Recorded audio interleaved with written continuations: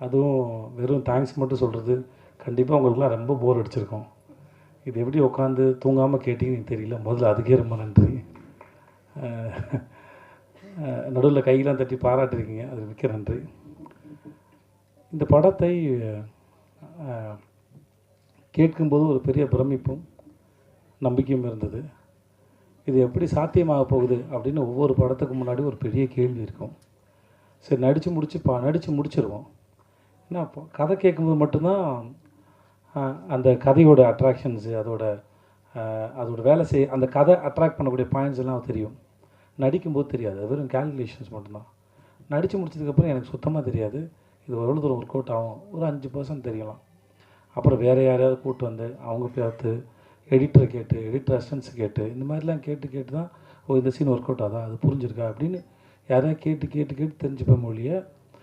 ஆனால் அந்த கேட்குற ஒவ்வொரு பாசியும் மொத்த மாலையாக கற்பனை பண்ணவே முடியாது மனசில்.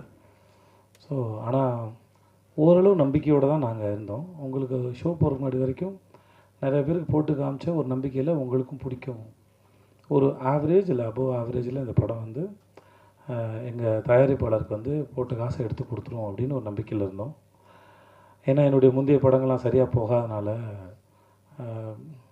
இன்னொரு நண்பர் சொன்னார், இந்த மாதிரி என்னோடய படம் ஒரு பேனர் ஏற்றும்போது வந்து விஜய் சேதுபதிக்கு இனிமேல் பேனர் ஏற்றினா கூட்டமாக வரப்போகுது அப்படின்னு ஒரு 2-3 படத்துக்கு முன்னாடி சொன்னதாக என்கிட்ட சொல்லும்போது நானும் வந்து ஒரு வேளை என்னன்னு தெரியல, ஒரு கணக்கெலாம் இருக்கலாம். பட் அதெல்லாம் யோசித்து இந்த படத்தை செய்யலாம் இல்லை.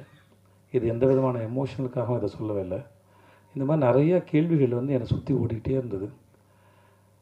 அந்த கேள்விகளுக்கு பதில் சொல்வதற்காக மகாராஜா பண்ணலை. ஏன்னா அந்த எண்ணத்தில் பண்ணால் அது உருப்படாது. அதனால் அப்படிலாம் யோசிச்சு எதையுமே பண்ணலை. கேள்வி எதையும் நான் எழுப்பவில்லை.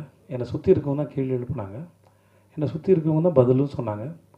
அந்த பதிலாக மகாராஜா அமைஞ்சதில் நான் நித்திலனுக்கும் சுதன் சாருக்கும் ரொம்ப பெரிய நன்றி நான் சொல்லிக்கிறேன். நீங்கள் படம் பார்த்து முடித்து அன்றைக்கி நடந்த ப்ரெஸ் மீட்டில் கேள்வியெலாம் கேட்டு அப்படிலாம் போனோன்னா அன்றைக்கி நான் ரொம்ப சந்தோஷமாக இருந்தேன். ஏன்னா நீங்கள் எல்லாருமே கேள்வி கேட்டாலும் சிரித்த முகத்தோடு சந்தோஷத்தோடு எனக்கு கேட்டுட்டு இருந்தீங்க.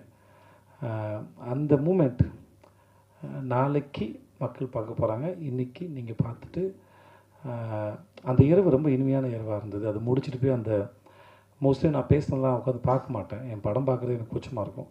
அந்த ஒரு 14 நிமிஷம் 10 நிமிஷம்னு நினைக்கிறேன், அதை உட்காந்து பார்த்துட்டு இருந்தேன். ரொம்ப சந்தோஷமாக இருந்திருக்கு அந்த நேரத்தில். நீங்கள் படம் பார்த்து நீங்கள் அதை வரவேற்ற விதத்தை பார்த்து. ஸோ உங்கள் அனைவருக்கும் மிக்க நன்றி. உங்களுடன் இதுவரை இருந்த உறவும் இனிமையானது, இனிமேல் தொடரப்போகிற உறவும் இனிமையானது. உங்கள் அனைவருக்கும் மிக்க நன்றி. மக்களுக்கு ரொம்ப பெரிய நன்றி. உங்கள் ரசனைக்கு ரொம்ப நன்றி. என் மீது வைத்த நம்பிக்கைக்கு நன்றி. இந்த படத்தின் மீது வந்து ரசித்து, முன்னாடி நாங்கள் சொன்ன மாதிரி இந்த படத்தை பற்றின அந்த பிளாட்ஸை மக்கள் கண்ணியத்தோடு மற்றவங்களுக்கு சொல்லாமல் அதை காப்பாற்றவும் நான் நம்பணும். முடிஞ்ச அளவுக்கு கேள்வி கேட்டவங்களும் மக்களும் வந்து இங்கேயும் சரி, நான் ஹைதராபாத்தில் போயிட்டு ப்ரொமோஷன் பண்ணும்போது சரி, ஆஃப்டர் ரிலீஸ் நம்ம ப்ரொமோஷனுக்கு போகும்போது சரி, சில கேள்விகளை கேட்டால் கதை தெரிஞ்சுக்கிறேன்னு அந்த கண்ணியத்தோடையே கேள்வி கேட்டாங்க. ஸோ அந்த அத்தனைக்கும் நன்றி. என் கூட பணிபுரிந்த ஒவ்வொருத்தருக்கும் தனித்தனியாக தேங்க்ஸ் சொன்னால் எனக்கும் தூக்கம் வருது, நல்லா சாப்பிட்டேன் நான். அதனால் மிக்க நன்றி. அன்புடன் விஜய் சேதுபதி. நன்றி.